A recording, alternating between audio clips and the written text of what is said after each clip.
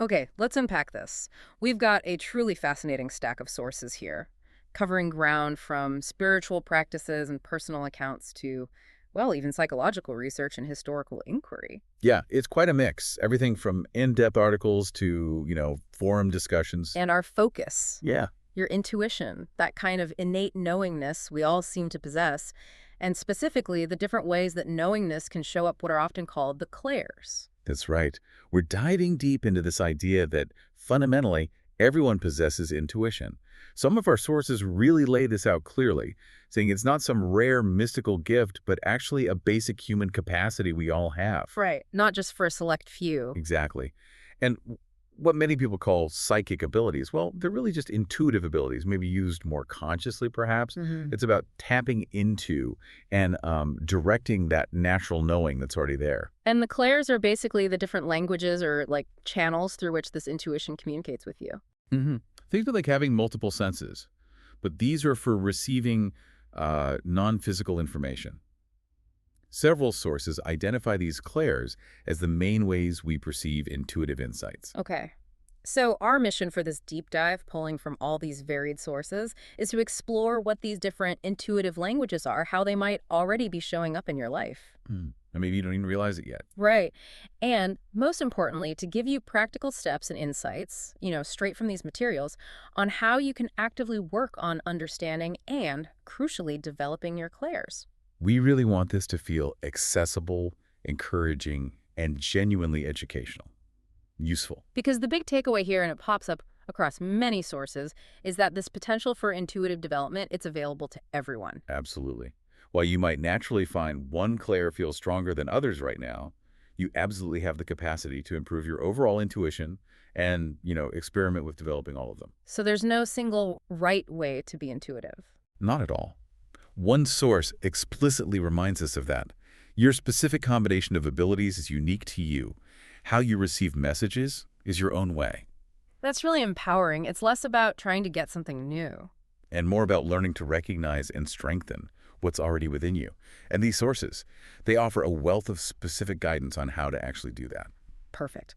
So let's jump in. Let's break down these core clairs that our sources focus on, explore how they show up, and look at practical ways you can nurture them. Where should we start? Maybe clairaudience. Clear hearing. Sounds good. Clairaudience. It's the ability to receive intuitive messages as auditory input. Literally, clear hearing. But, and this is important, it often isn't like hearing a voice in the physical world with your ears. Ah, that's a crucial distinction. Because when people hear clear hearing, they might immediately think of, well, certain medical conditions or worry about hearing things. Absolutely. Yeah. And one source makes it really clear this is different. It explains that clairaudient messages typically sound like someone talking, but the key is it's happening in your mind. Okay, an internal voice. Right. It's not usually a full external sounding conversation. More often it's distinct words, maybe phrases, or sometimes sentences that just kind of pop into your awareness. So it feels like an internal voice, but somehow separate or different from your own regular thoughts. Is that fair? That's a great way to put it. One source notes the tone is usually very even, calm, clear. It's never harsh, demanding, or, tormenting. That calm quality is key then. It is.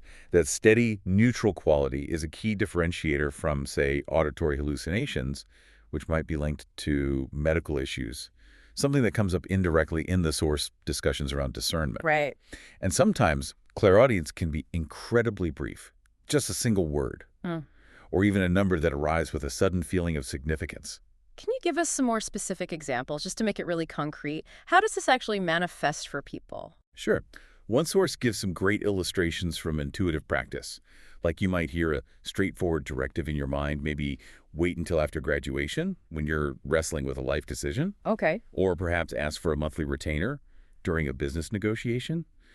It can also be specific names that come through, like just hearing the name Frank when asking about a client's husband. Wow. Or numbers, like hearing 13 seemingly out of the blue, which later connects to a client's age when a significant trauma happened. Or even just a career suggestion, like hearing the word nursing linked to someone. That specificity is remarkable. What about things that are maybe less direct, not quite instructions? Well, one source mentions hearing common cliches, but they land with an intuitive emphasis, like hearing the timing is right or he's the one. but it hits with this specific weight of intuitive truth. Got it.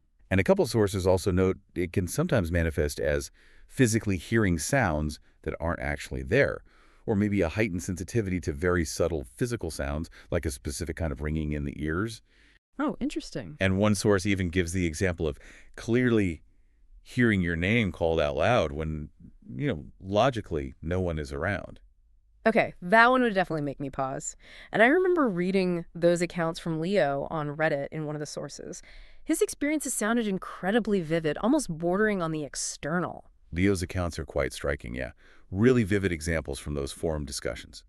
He described being woken up by distinct voices, calling out like an old man yelling, "Wake up!" a little boy calling for his dad, a woman knocking and saying, "Let me in." Oh. He also reported hearing specific non-physical sounds, things like shattering glass, crunching metal, a huge boom, even sonar.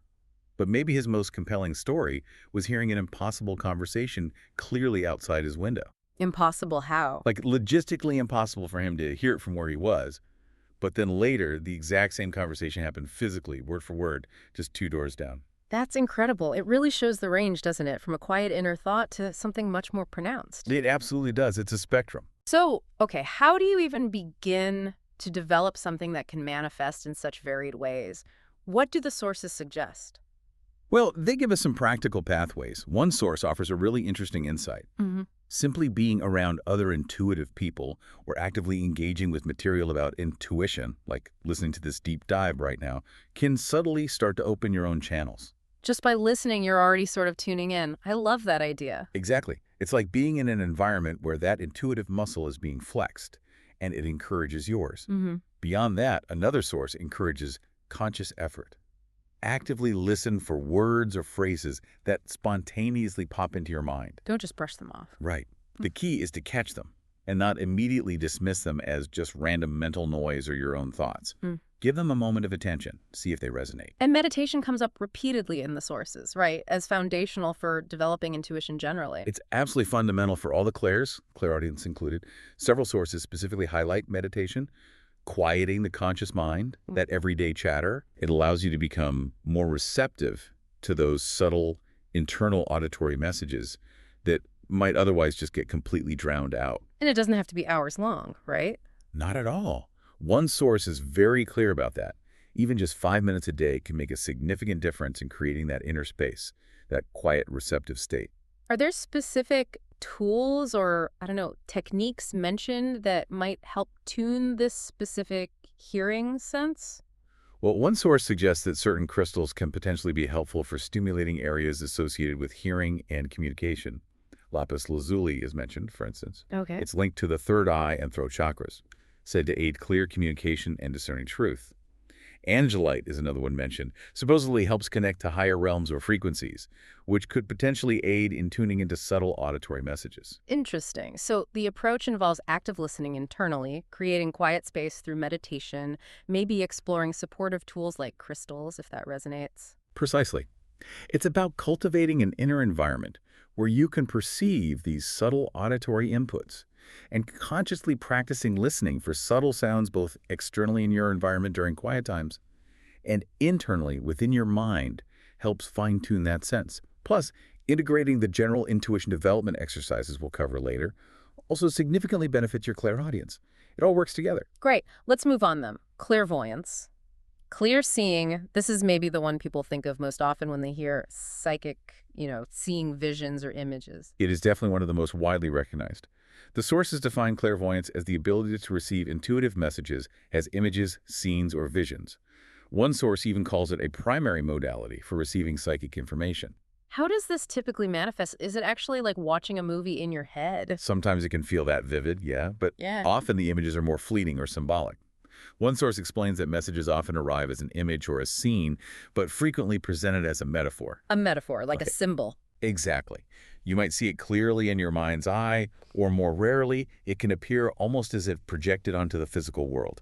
It could be a scene playing out, or maybe just symbols, numbers, or words appearing visually in your mind. Okay. And dreaming, according to one source, can also be considered a form of clairvoyance, since it involves receiving information through visual imagery in an altered state of consciousness. How do you tell the difference then between a genuinely clairvoyant image and just your own imagination running wild or, a random thought? That's a great question. One source offers a key distinction. Clairvoyant images tend to pop into your mind out of the blue. They feel distinct from your conscious thought process or deliberate daydreaming.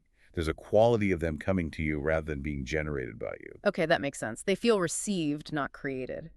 Let's hear some examples from the sources. How do these images actually convey meaning? You mentioned metaphors. Right. One source provides excellent examples from their practice that really show this metaphorical nature. For instance, seeing continental plates shifting or the ground shaking under a client could be a powerful visual metaphor for dramatic life changes they're going through. Wow. Or Yeah. seeing a client fishing, but their net is full of only small fish that might intuitively mean they're settling for small gains and should perhaps wait for the big fish, a better offer opportunity. I see. Another example was seeing a weather vane whipping wildly in the wind, which could symbolize a changeable or unpredictable lover. And the source emphasizes that these images are often highly unique and personally meaningful to the individual client or situation.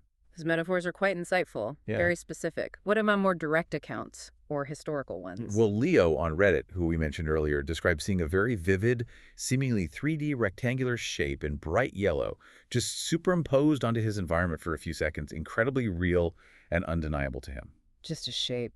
Just a shape, but intensely real visually. And then there's a famous historical account shared in one source from Edmund Gurney, a 19th century psychologist. As a child, Gurney apparently had this sudden, clear vision of his mother lying dead in a specific, rarely used room in their house. Oh my gosh. He was alarmed, naturally, ran for help. And when assistants arrived, they found his mother suffering a severe heart attack in that exact room, in the precise position he'd envisioned her. That's chilling, but also a powerful example of a vision linking directly to a verifiable event. It's a classic, though admittedly rare, example of what's called a veridical vision, a vision that proves true. So if you experience spontaneous images like that, or maybe just vivid dreams, how can you work on developing your clairvoyance? What do the sources suggest? Well, one source's primary advice is actually quite simple. Just be aware and observant. Be on the lookout for those images that spontaneously appear in your mind, and again, resist that immediate urge to dismiss them. Pay attention. Exactly. Give them attention. See if they hold meaning for you. And this source also offers a helpful dose of patience. They noted their own clairvoyance developed years after their clairaudience was already quite strong, highlighting that intuition tends to grow dramatically over time. But it requires consistent practice. It doesn't always happen overnight. Patience is key. Are there specific techniques mentioned to actively encourage this visual intuition? Yes, one source offers a fascinating technique involving hypnagogic images. Hypno what? Hypnagogic. Those are the swirling lights, colors, and patterns you often see behind your closed eyelids, especially maybe after being in bright sunlight or right as you're drifting off to sleep. Oh, yeah, I know what you mean. So this source suggests that during meditation, you can consciously work with these images, challenge yourself to influence them, maybe try to form letters or simple shapes. The idea is that this practice can potentially lead to greater conscious control within these visual states, Interesting. and potentially even lead into lucid dreaming, which another source connects directly to clairvoyance. And meditation itself, just generally, must be crucial here too. Oh, absolutely. It's mentioned again and again. Creating that calm internal state makes it so much easier for subtle visual information to surface without being immediately overshadowed by your own thoughts or external distractions. One source had a specific exercise focused on dreams, didn't it? Yes, it did. An exercise titled Intuitive Dream Daydream. It suggests setting an intention before you go to sleep. Mentally ask your intuition to provide a dream or maybe a daydream image that would be beneficial for your life, or maybe help you with a specific question you have. Okay. Repeat this request gently as you fall asleep. Then, crucially, upon waking, immediately capture whatever visual information comes to mind, whether it's a vivid dream sequence or just fleeting images by writing it down or even drawing it. Capture it before it fades. Exactly. Then, take some time to reflect on it. Evaluate the potential advice or insight it might contain. So it's about actively inviting and then making sure you capture that visual information from your subconscious or intuitive mind. What about crystals for clear seeing? Any mentioned? Yes, one source mentions a couple associated with enhancing visual intuition and also protecting your energy while you're doing intuitive work, which is important. Celestite is suggested Okay. for encouraging connection between the crown and third eye chakras, amplifying the ability to see with the third eye, and supporting vivid dreams. Labradorite is also noted as a powerful protective stone. Protective how? It's said to transmute negative energies and help maintain energetic hygiene, which can be helpful when you're opening yourself up to intuitive input. Okay, so for clairvoyance, the path involves noticing those spontaneous images, practicing patience, definitely using meditation, actively working with dreams in those hypnagogic states, and maybe incorporating supportive crystals if that feels right. It really sounds like training yourself to perceive and then interpret visual intuition. It is. It's about cultivating that inner eye and learning its unique language.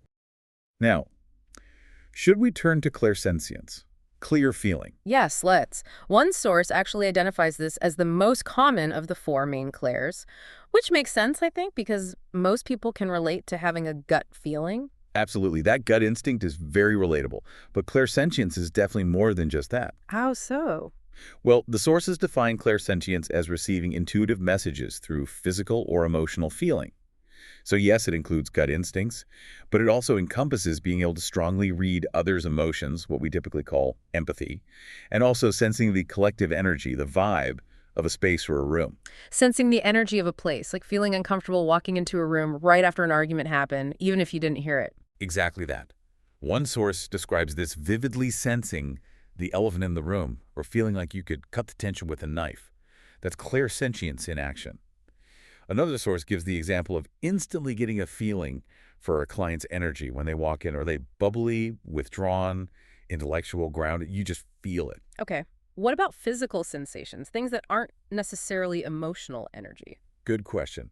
One source points out that getting chills all over your body is a really common clairsentient signal. It often indicates validation like, yes, pay attention, this is important. Ah, the validation chill. Right. And a couple of sources also mention the ability to briefly experience the physical ailments or sensations of others in your own body. Really? Like feeling their pain. Briefly, Yeah. yes. Maybe feeling a phantom ache in your knee when talking to someone who has knee problems, or experiencing a sudden, specific tummy sensation that relates to a client's digestive issues. One source notes this can even extend to taking on others' physical symptoms, like headaches or lethargy, especially if you're not consciously managing your own energy boundary. Wow, that sounds like it could be really challenging if you're strongly clairsentient, absorbing everyone's stuff. It definitely can be, which is why grounding and energy management practices are so incredibly important for those strong in this clair. One source really emphasizes this. Got it. Another source also includes phantom tastes and smells under the umbrella of clairsentience sometimes, although, as we'll touch on later, some systems classify those as separate clairgustance and clairalience. Love it. But beyond these specific sensations, clairsentience can also manifest as a deep sense of recognition, a feeling of sudden clarity, maybe an epiphany, or just an undeniable knowing or certainty that arises from a feeling in the body. One source highlights the body is perhaps the most reliable barometer for intuition, describing how true knowing often feels like inner stillness, silence, and a sense of absolute rightness deep within your physical being. That feeling of stillness or just rightness as an intuitive signal, that feels incredibly valuable. So how do you cultivate this ability? How do you get better at reading feelings and body signals? Well, the foundational step, stressed in a couple of sources, is simply to pay conscious attention. Notice your gut instincts. Notice those physical feelings that arise seemingly without explanation. Don't ignore them. Acknowledge them. Yes, one source suggests making it a practice. When you get a feeling about something, take a deep breath and just pause for a moment. This pause helps your brain and your conscious mind actually register what your body is telling you before you jump to dismiss it or rationalize it away. That makes sense. Give it space. Exactly. And a really critical skill for clairsentience, honestly, for navigating all intuitive information, is discernment. Learning to tell the difference between genuine intuition and, say, fear or worry. How do you do that? They can feel similar sometimes. They can. One source goes into detail on this. It advises paying close attention to how these different impulses actually feel in your body. Intuition, this source explains, tends to have a quality of tenderness, calm, curiosity, maybe consistency. Fear or worry, on the other hand, often feels harsh, tense, demanding, and maybe inconsistent or jumpy. That's a powerful insight. It's not just about having the feeling, but learning to recognize its specific signature or quality. Precisely. And because clairsentience, by its nature, can involve absorbing energies and sensations from others or environments, one source strongly recommends establishing clear boundaries and using grounding practices regularly. Grounding, like connecting with the earth. Yes, grounding helps you stay centered in your own energy and release any unwanted or excess energy you might have picked up.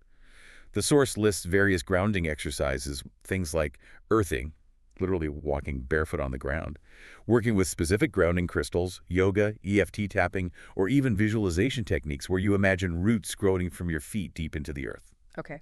Are there any crystals specifically recommended for supporting clairsentience, maybe helping with those boundaries? Yes, one source suggests sugilite, which is said to create a kind of shield of light against stress and negative energies, helping you maintain your own energetic space. Hematite is also recommended as a very effective grounding stone that helps align your energy centers and can act almost like a magnet for collecting and transmuting foreign or heavy energy you might pick up clairsentiently. Helpful tools. Mhm. I remember one source also had exercises that seemed directly related to using feeling and the body as an intuitive guide. Yes, absolutely. Exercise 4 in that source, called Intuitive Body, is perfect for developing clairsentience. It suggests a simple but really profound practice. Go for a drive or a walk, but without a planned destination. Just wander. Essentially, yes, but letting your body lead. Wait for an impulse or an idea of where to turn or go that makes your body feel relaxed, still, and open. That physical feeling is the intuitive signal, and you follow it. I love that. Trusting the body's direction. Exactly. And exercise 7, Focus Your Love, also integrates feeling beautifully. It involves imagining something you deeply love, maybe a person, a pet, a place in nature, nesting right in your heart area. Then you use conscious heart breath to engage with that feeling, and from that state of heart-centered feeling, you use your intuitive senses to receive whatever understanding or gift of knowledge arises. It connects feeling and intuition directly. These exercises really highlight how developing clairsentience is about deeply connecting with your physical and emotional body, isn't it? And learning to interpret its subtle, often nonverbal language. It's absolutely about becoming intimately aware of what yes and no, what rightness and wrongness feel like in your unique system. And just like with all the clairs, meditation and consistent practice of the general intuition development techniques we'll discuss are essential building blocks. Okay, that covers clear feeling. Let's move to the last of the core four, clear cognizance. The sources refer to this as clear knowing. This one feels a bit different, less tied to a specific physical sense like hearing, seeing, or feeling. It is different in that way.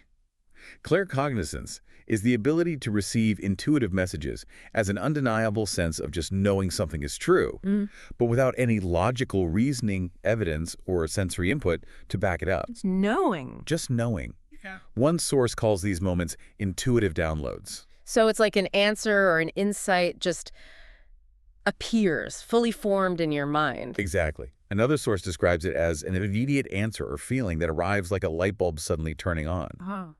But the key difference from a logical thought process is that you don't know how you arrived at that conclusion. There's no step-by-step reasoning. It's just a deep conviction right in your core that something is true, a knowing you can't easily explain away or shake. Because it's so sudden and, well, unexplainable logically, I imagine this is the Claire that's maybe easiest to doubt or dismiss. Your rational mind must kick in immediately. One source notes this challenge precisely. Because the knowing arrives so quickly, and without that clear, traceable path of logical reasoning, it's incredibly easy for the analytical mind to jump in and say, wait, where did that come from? And dismiss it or second-guess yourself. It's like that powerful, unbidden first impression you get about someone or something, which, frustratingly sometimes, often proves to be accurate down the line. Right. That instant gut read. Give us some examples of this clear knowing from the sources. Sure. One source offers compelling personal examples. The author described just knowing, deep in their core, that a potential hire wasn't the right fit, even though the person had impeccable qualifications on paper and interviewed really well. No logical reason. None whatsoever. But they trusted that inner knowing didn't hire the person, and later information surfaced that revealed the person had actually intended to undermine them. Wow. Trusting that knowing saved them. It seems so. Another classic example given is walking into a house for sale and just instantly knowing, deep down, this is the one. Before you've even seen all the rooms or checked the foundation. It's just a click. I've definitely heard people describe that exact feeling about finding a house or even a job opportunity. That resonance. It's that undeniable resonance that just bypasses all the logical pros and cons lists. One source also mentions how this knowing can manifest even from childhood, like just knowing if someone was lying to you or knowing what was genuinely good or bad for you, even if you didn't listen to that inner guidance back then. Yeah, kids often have that clarity. They do. And Leo, from the Reddit source again, shared a fascinating macro example of this. He apparently thought something specific in his head, and then seconds later heard someone else say it out loud, only to realize they hadn't actually said it the first time. It felt like a piece of knowledge just landed in his mind and momentarily seemed to project externally. That's And another source points out that claircognizance often manifests most prominently in practices that deliberately bypass the analytical mind, like channeling or automatic writing, where information seems to flow through with a sense of simply knowing what to write or say without consciously formulating it first. Okay, so if this is just a download or a sudden knowing, how do you actively develop it? It seems less about practicing a sense like hearing or seeing and more about, well, what? That's the million-dollar question, isn't it? One source provides crucial guidance here.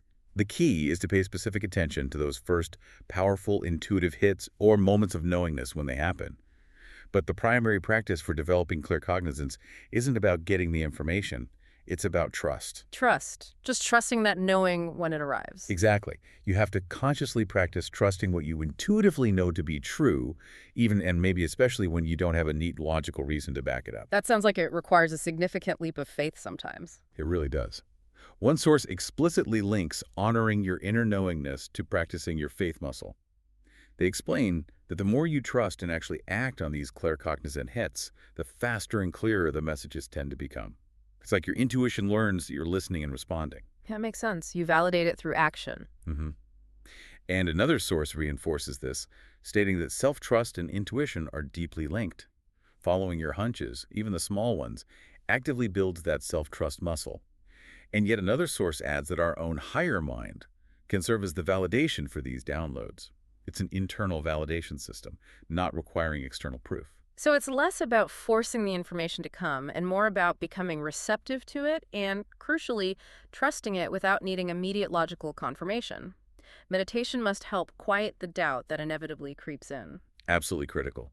Meditation creates the mental quiet necessary for those instantaneous, unbidden downloads to land in your awareness and actually be recognized, rather than immediately questioned or shot down by the busy analytical mind.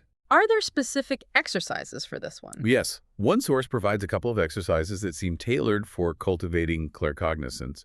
Exercise 6, titled Ask and Know, suggests identifying a specific question you have, maybe about a concern or an area you want to grow in. Internally, ask yourself this question and repeat it often, but hold it lightly in your awareness. Don't obsess over it. Okay. The practice then is to be patiently open and receptive to the knowing or the answer that simply drops in, often unexpectedly, perhaps while you're doing something completely unrelated, like washing dishes or going for a walk. Like putting the question out there to the universe and just waiting for the email with the answer to arrive in your inbox. In a way, yes. It's trusting that the answer is accessible through intuitive means if you create the receptive space for it. Exercise 8 from the same source, real question, real answer, is also really beneficial for this. It involves starting with an initial, maybe surface-level question about a situation, but then patiently waiting, being open for a deeper, more valuable, what the source calls the real question, to emerge intuitively from within. Working with that deeper known question is itself a practice in recognizing and validating claircognizant insight. Okay, so for claircognizance, the path involves actively paying attention to those sudden moments of knowing, really practicing trusting them even without logical proof, consciously building that faith muscle, using meditation to increase receptivity, and maybe using targeted exercises like asking questions and waiting for the knowing to drop in. It really is about developing a deep trust in your own inner authority, isn't it? It truly is. It's about learning to recognize the voice of inner truth when it speaks, even if it whispers rather than shouts, and trusting its quiet certainty. Now, while we focus heavily on these four main clairsaudience, voyance, sentience, cognizance, the sources do remind us that intuition isn't strictly limited to just these modalities. Right, I remember reading that intuition can manifest through our other senses as well. Yes, exactly. One source briefly touches on these other avenues. For example, there's clairalience, which is clear smelling. Clear smelling. Yes, it's the ability to perceive odors that have no physical source in your immediate environment. Like smelling something specific linked to maybe a person who isn't there or a memory. Precisely. One source gives examples like suddenly smelling a deceased loved one's favorite perfume, or maybe their distinct cigarette smoke when there's no explanation for it, or even the scent of flowers, which some interpret as a sign of divine presence or support. Interesting. This source also mentions that potentially negative or foul smells, like sulfur or rotten eggs, could sometimes be interpreted as intuitive warning signs. And another source notes that clairalience is surprisingly common and can sometimes be the very first clair to awaken for individuals. Huh. That's fascinating. That smell might be the initial doorway for some people. How might someone develop this particular sense? Well, one source suggests meditating with scents. Choose a specific scent, maybe an essential oil or a flower, focus deeply on it, and then allow your intuition to associate meaning or messages with that particular smell. Another source advises simply paying close attention to any unexplained smells that occur spontaneously and noticing where your thoughts immediately go when you smell it. That intuitive connection your mind makes might be the message itself. Makes sense. What about clear taste and clear touch? Are those things too? They are. Clairgustance is clear tasting. This is the ability to perceive taste without having actually eaten or drunk anything. The source provides examples like suddenly tasting chocolate during an intuitive reading or sensing the distinct taste of an ancestor's cigar smoke. Wow. Okay. And touch. That's clairtangency, which is also often known as psychometry. It means clear touching or receiving intuitive information by physically touching an object. Like holding an old object and getting impressions. Exactly. You can potentially glean information from objects like clothing, heirlooms, vintage jewelry, or even, the source suggests, just by touching the walls of an old building or sitting in someone else's car. The idea is that the object holds energetic imprints or memories that can be sensed through touch. So intuition truly can utilize all of our sensory language, just operating on a different, maybe more subtle plane. It's about expanding our definition of how information can be received. That's really the core idea, and the truly empowering message woven throughout these sources and really central to our deep dive today is that this expanded perception, this ability to receive information through these various clairs, is something you can actively cultivate and develop. It's not just something you're born with or not. Not according to these sources. It's very much described like exercising a muscle. It requires consistent practice, conscious attention, a degree of discipline, and definitely patience. You wouldn't expect to run a marathon without training, right? Developing intuitive abilities seems to follow a similar principle. That's a great analogy. So it's not just about passively waiting for a lightning bolt moment of inspiration, but actively, consistently working at it. What are some of the most fundamental practices recommended across the board, the ones that support developing intuition generally, regardless of which clair feels strongest? Well, meditation is highlighted almost universally as a cornerstone practice for developing all the clairs. Why is meditation so key? One source explains it beautifully. Meditation helps bring your senses and your body's natural biorhythms into harmony. This creates a more receptive and clearer container, if you will, for intuitive messages to be received. It essentially calms the conscious noise, the mental static, that can so easily drown out those more subtle intuitive signals. And again, it doesn't have to be intimidatingly long sessions, right? Not at all. One source is very practical about this, emphasizing that even just 5 minutes a day can make a significant difference. They encourage experimenting. Try different types of meditation, like focusing on your breath, visualization, maybe a walking meditation, even engaging in mindful movement like yoga. Find what resonates best for you. The key is consistency, not necessarily duration. And I remember one source offered a really simple, super actionable technique for a quick meditation. Ah, yes, the 1-minute meditation. That's a perfect example of making it accessible. You just find a comfortable seat, locate the energetic center of your head, just imagine it, and simply say hello to yourself from that point. It's a centering technique. Okay. Then imagine a gold ball of light right there in that center point, grounding you in your own space. Next, visualize a cord running from the base of your spine down deep into the center of the earth. This is for grounding your energy. Imagine any stress, worry, or unwanted energy just draining down this cord. Releasing it. Exactly. Finally, call your energy back to you. Imagine it returning fully to your center and say hello to yourself again from that centered place. The source suggests maybe touching the floor with your hands at the end to help release any excess energy and just balance yourself. It's designed as a powerful, quick reset you can do anywhere. That's brilliant. A technique you could easily integrate into your day, no excuses. What else really supports this development process? Increasing your overall awareness and practicing mindfulness throughout your day is another big one. One source has an exercise specifically called increasing your awareness. It suggests consciously moving through your day, trying to be sensitive to dimensions beyond just the purely physical. How do you do that? You can imagine your senses extending out into the invisible world around you, almost like antenna, capable of picking up sensations, information, inspiration, knowledge, much like the source says a cable picks up TV signals or your phone receives invisible waves. I like that imagery, tuning in. Exactly.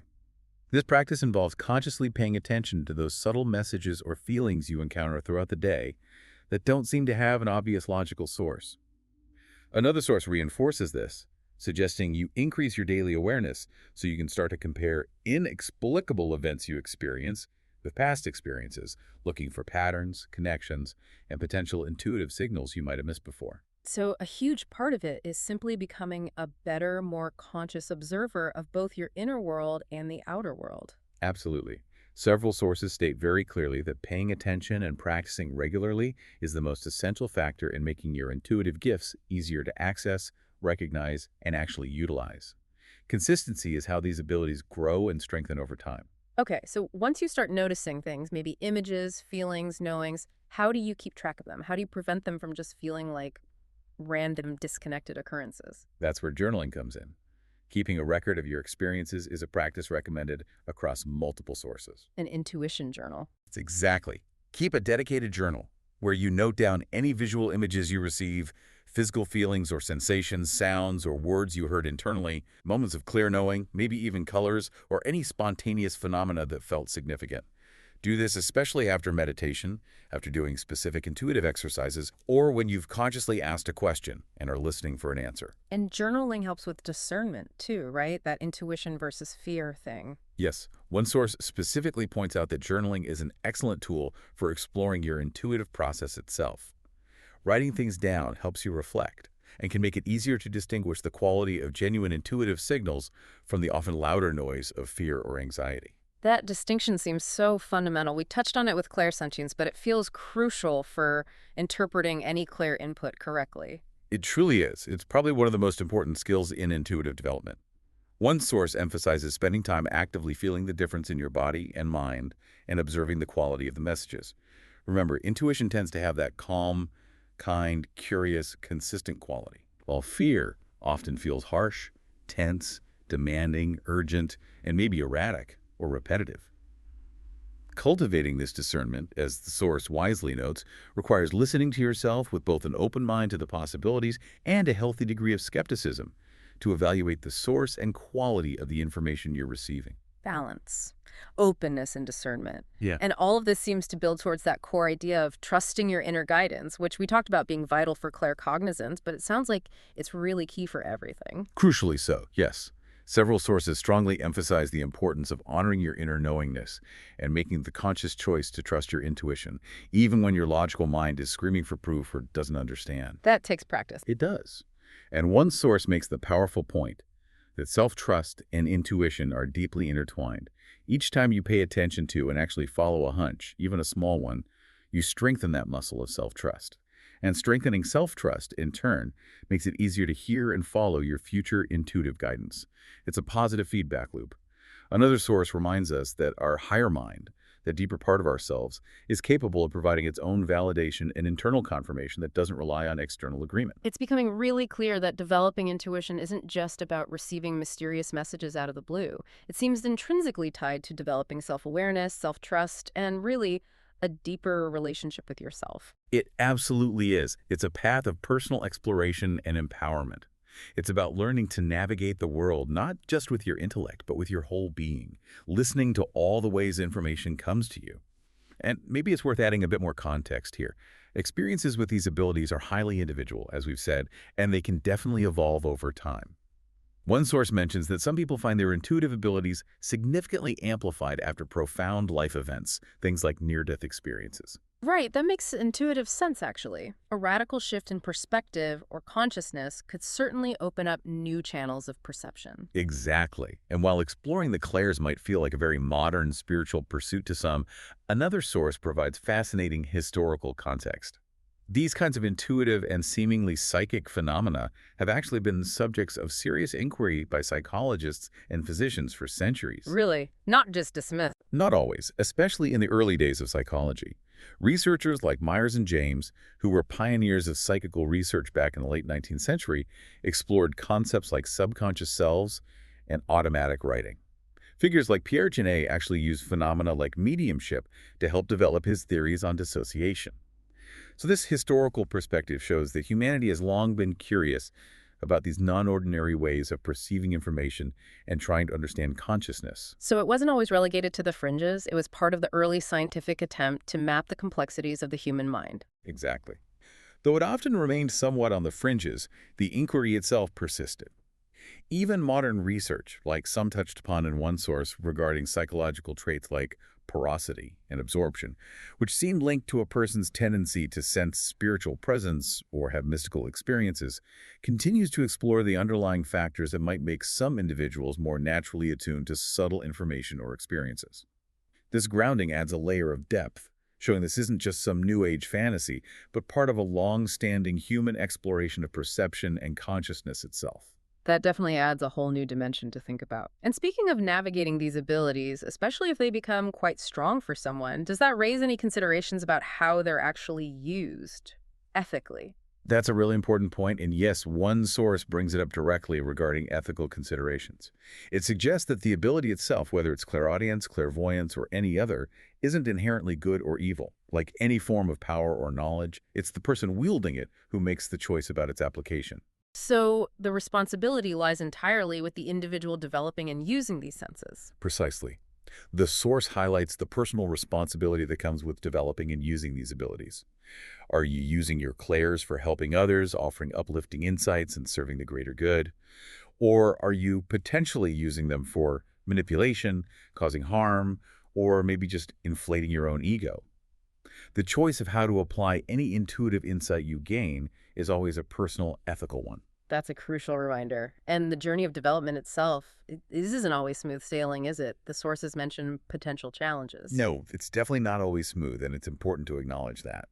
Developing these abilities can sometimes feel confusing, maybe overwhelming, or even a bit unsettling, especially at first. Hmm. You will almost certainly encounter internal doubt, that logical mind pushing back, questioning everything, and you might also encounter external skepticism from others who don't understand or believe in these experiences. Hmm. It's vital to be patient with yourself and understand that intuitive development is rarely a straight linear path.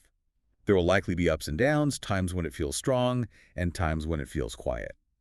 If you do start to feel overwhelmed by the input or the process itself, those grounding practices we talked about earlier are your best friend for centering yourself and managing your energy. And I remember a comment in one source wisely noted that if you're experiencing something unusual, it's always prudent to consider all possibilities. That includes consulting medical or psychological professionals if there's a genuine concern. Absolutely. Rule out the mundane first. Right. But don't let the fear of it being a medical issue automatically prevent you from also exploring the potential that it could be a new intuitive experience starting to emerge. Discernment and a balanced, grounded approach are key throughout the entire journey. Don't jump to conclusions either way. Explore with curiosity and care. Okay, this has been incredibly rich. Let's try to quickly recap this extensive deep dive into the clairs and their development. Sounds good. So we've established that intuition seems to be an innate human capacity, something we all possess. And what are often called psychic abilities are frequently just more conscious or developed forms of this natural intuition, manifesting through different clairs or channels like clear hearing, clairaudience, clear seeing, clairvoyance, clear feeling, clairsentience, and clear knowing, claircognizance, among others. And the really empowering takeaway woven through all the sources is that everyone has the potential to develop their own unique intuitive language. It's not fixed. It happens through consistent practice. Exactly. Meditation seems to be a universal foundation for creating the inner quiet needed. Increasing your overall awareness and mindfulness in daily life is also key. and diligently paying attention to and maybe journaling the subtle messages you receive through thoughts, images, feelings, or knowings. And crucial skills on this path include learning to trust your inner guidance, even when it doesn't make logical sense initially, and developing that critical ability to discern true intuitive signals from the noise of fear, worry, or just random imagination. hmm And remembering that this exploration is also part of a longer, fascinating human inquiry into consciousness and perception, stretching back through history and across different fields of study. It connects us to a deeper human story. So, for you, our listener, as you embark on or continue your path of exploring your own, what's this all really mean in practical terms? Well, I think it means beginning right where you are. Start by paying closer attention to how intuition might already be speaking to you in your everyday life. Is it that gut feeling you often get? That sudden image that flashes in your mind? That phrase that just pops into your head?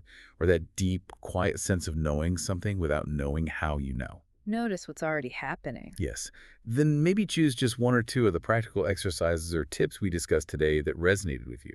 Perhaps it's committing to a short 5-minute daily meditation, maybe starting an intuition journal, or maybe just consciously practicing paying attention to your physical body's signals throughout the day. Pick something manageable. Because it's really in that consistent practice, isn't it? That regular attention and that willingness to listen, even when it feels subtle or strange at first, that the muscle of your intuition is built. That's where your unique intuitive language will become clearer, stronger, and more accessible to help guide you. Absolutely. So given that our sources suggest everyone possesses these different potential languages of intuition, here is something for you to consider as we wrap up this deep dive.